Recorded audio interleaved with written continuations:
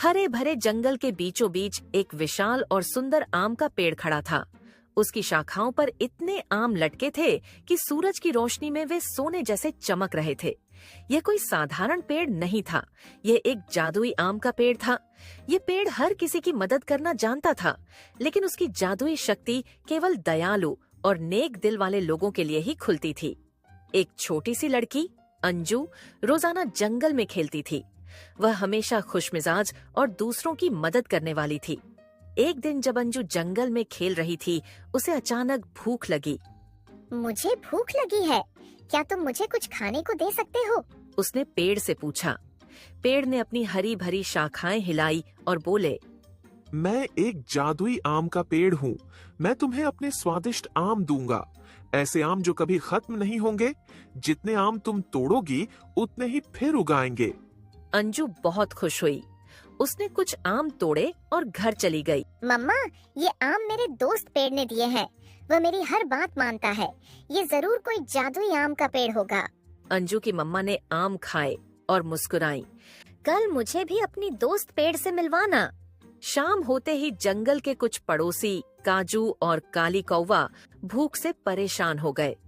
चलो अंजू से कुछ आम मांग कर लाते हैं। काजू कौवा ने कहा। मैं रानू चिड़िया से आम मांग लाऊंगा। काली कौवा बोली। वे दोनों रानू चिड़िया के घर पहुँचे। रानू ने हंसकर कहा, आज अंजू आम लेकर आई है, रुको मैं आपको भी कुछ आम दे देती हूँ। काजू और काली कौवा बहुत खुश हुए, लेकिन काजू ने फुसफुसाते हुए कहा, इतने मीठे और स्वादिष्ट आम मैंने पहली बार खाए हैं। ये जानना होगा कि अंजू ये आम कहाँ से लाती है। चिंता मत करो, कल हम छुपकर देखेंगे कि ये आम कहाँ से आते हैं। कौवा ने कहा। अगले दिन सुबह अंजू और उसकी मम्मा घर से निकल गईं।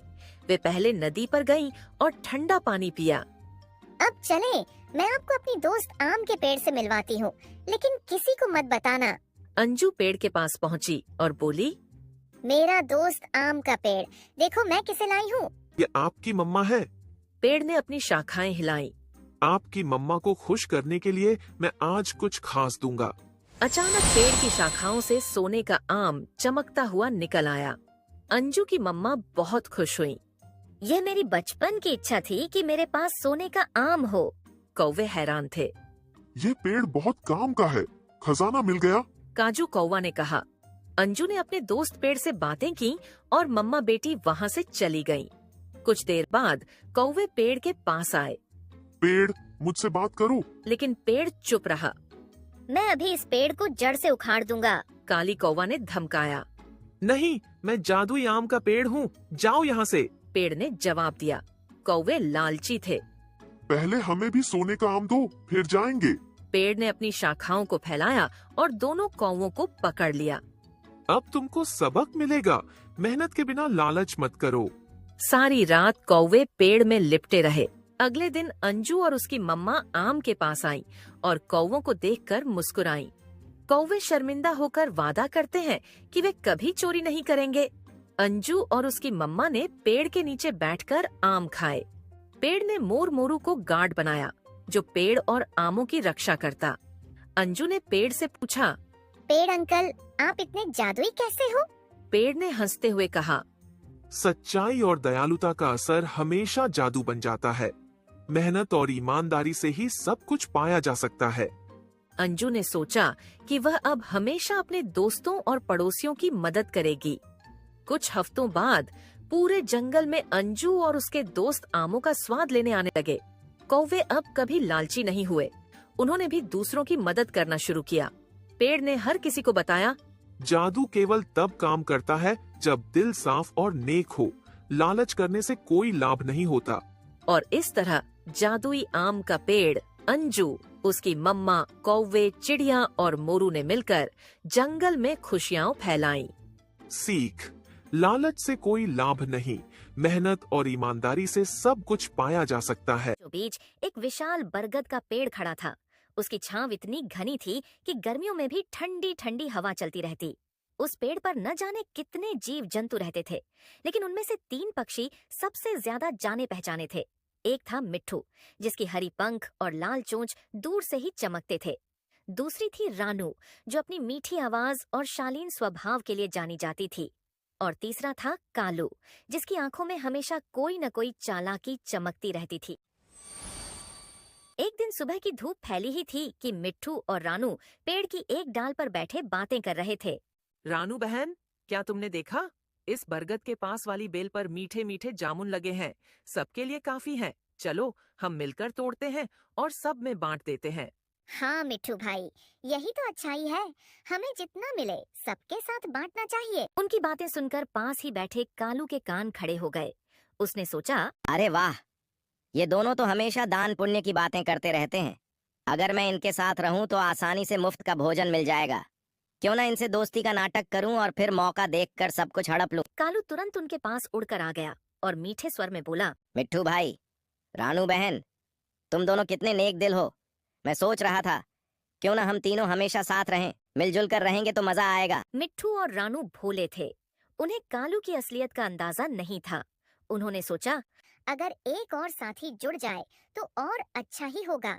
और इस तरह तीनों की दोस्ती शुरू हुई। तीनों मिलकर जामुन के पेड़ पर पहुँचे। मिट्ठू ने अपनी चोंच से जामुन तोड़कर सब में बांटना शुरू किया।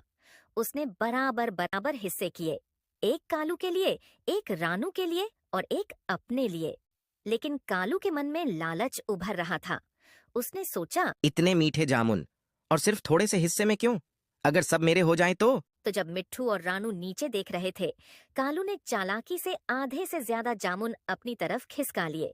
रानू ने देखा तो बोली, अरे कालू भाई, ये क्या?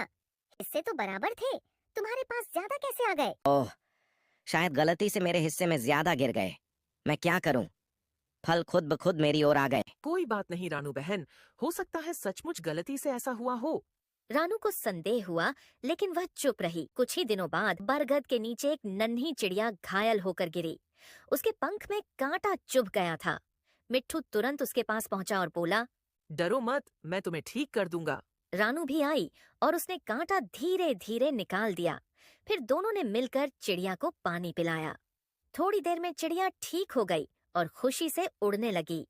ये सब देख कालू ने मुंह बिचकाया। हम दूसरों की मदद करने में क्या रखा है? इससे तो मुझे कोई फायदा ही नहीं। बरसात का मौसम आया। पेड़ों पर नई नई पत्तियां उग आईं। एक दिन रानू अपने घोंसले में बैठी थी। उसके अंडे थे जिनकी वह रक्षा कर रही थी। मिट्ठू पास ही उसकी रखवाली कर रहा था। लेकिन जब दोनों खाने की तलाश में थोड़ी देर के लिए दूर गए, कालू ने मौका देख लिया। वह दबे पांव रानू के घोंसले में घुसा और 2 अंडे चुरा लिए। जब रानू वापस लौटी तो घोंसले में अंडे कम थे। उसकी आंखों में आंसू भर आए। रानू दुखी होकर बोली, हे भगवान, मेरे अंडे कहाँ गए? कौन इतना निर्दयी हो सकता है? मिट्ठू ने कहा, चिंता मत करो बहन, हम ढूंढेंगे। लेकिन कालू अंदर ही अंदर हंस रहा था। उसने अंडे छुपाकर रख दिए ताकि बाद में मजे से खा सके। एक दिन बरगद के नीचे सब जीव इकट्ठा थे। तभी चीकी ने कहा, कल मेरे पास रखे सारे अखरोट कोई ले गया? मिट्ठू और रानू को भी याद आया कि उनके हिस्से के फल बार बार गायब हो जाते थे। सबकी नजरें कालू पर गईं।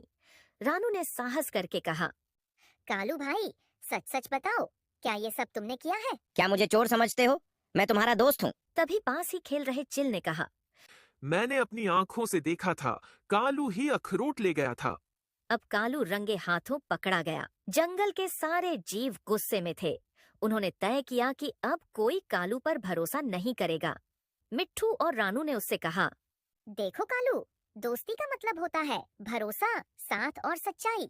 लेकिन तुमने सिर्फ धोखा दिया, इसलिए अब हम तुम्हारे साथ नहीं रह सकते। कालू शर्मिंदा होकर चुपचाप उड़ गया। उस दिन से जंगल के सभी जीवों ने एक सबक सीखा। दयालु और सच्चे दोस्त ही असली होते हैं। जो लालच और धोखे में रहता है, वह आखिर में अकेला पड़ जाता है।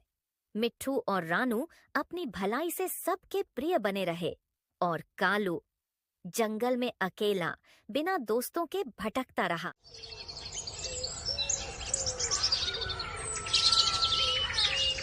हरे भरे गांव के किनारे एक बड़ा पीपल का पेड़ था। उस पेड़ पर कई पक्षी रहते थे, तोता, मैना, चिड़िया और एक चालाक कौवा। सभी पक्षी आपस में मिलजुल कर रहते थे। सुबह होते ही चहचहाहट गूंजती और पेड़ पूरा जिंदा हो उठता। लेकिन उस पेड़ पर रहने वाला कौवा हमेशा चालाकी करता था। वह दूसरों की मेहनत का खाता और खुद कभी मेहनत नहीं करता। एक दिन मैना ने सबको इकट्ठा किया और बोली, सर्दी आने वाली है, हमें दाने इकट्ठा कर लेने चाहिए ताकि ठंड में भूखे न रहना पड़े। तोता और चिड़िया ने उसकी बात मान ली और दाने चुनने निकल पड़े। अरे तुम सब बेकार में मेहनत कर रहे हो, ठंड आएगी तो मैं कुछ न कुछ खा ही लूंगा। दिन बीते, मौसम बदलने लगा, ठंडी हवाएं चलने लगी। अब सारे पक्षियों ने अपना अपना खाना जमा कर लिया था। कौवे के पास कुछ भी नहीं था। वह इधर उधर ताक झांक करने लगा। रात को जब सब पक्षी सो जाते, कौवा धीरे धीरे उनके घोंसलों के पास जाता और दाने चुराकर खा जाता। चिड़िया ने एक सुबह देखा, अरे मेरे घोंसले से कुछ दाने गायब हैं। मेरे भी, कहीं कोई चोर है। सभी सोच में पड़ गए, लेकिन समझ नहीं पाए कि चोर कौन है। मैना बहुत समझदार थी। उसने कहा, हमें पता लगाना होगा कि हमारा खाना कौन चुरा रहा है। उस रात सबने दिखावे के लिए सोने का नाटक किया। जैसे ही अंधेरा गहराया, कौवा धीरे धीरे मैना के घोंसले के पास आया और दाने उठाने लगा। तभी सब पक्षी जोर से बोले, पकड़ा गया। यही चोर है। कौवा डर गया और उसके पंख खड़े हो गए। तोता गुस्से से बोला, हमने मेहनत की और तूने चोरी की, अब तुझे इसकी सजा मिलेगी। सब पक्षियों ने मिलकर फैसला किया कि कौवा अब अकेला रहेगा। कोई उसे दाने नहीं देगा, कोई उसके साथ घोंसले में जगह नहीं बांटेगा। कौवा उदास होकर बोला, मुझसे गलती हो गई, मुझे माफ कर दो। मैं वादा करता हूँ कि अब से मेहनत करूंगा और धोखा नहीं दूंगा। पक्षियों ने उसे आखिरी मौका दिया। कौवा भी सचमुच बदल गया। अब वह भी सबके साथ दाने इकट्ठा करता, घोंसले बनाता और मेहनत करता। धीरे धीरे फिर सबने उसे अपना दोस्त मान लिया। धोखा देना सबसे बड़ा पाप है। मेहनत से ही सुख मिलता है और दोस्ती में भरोसा ही असली ताकत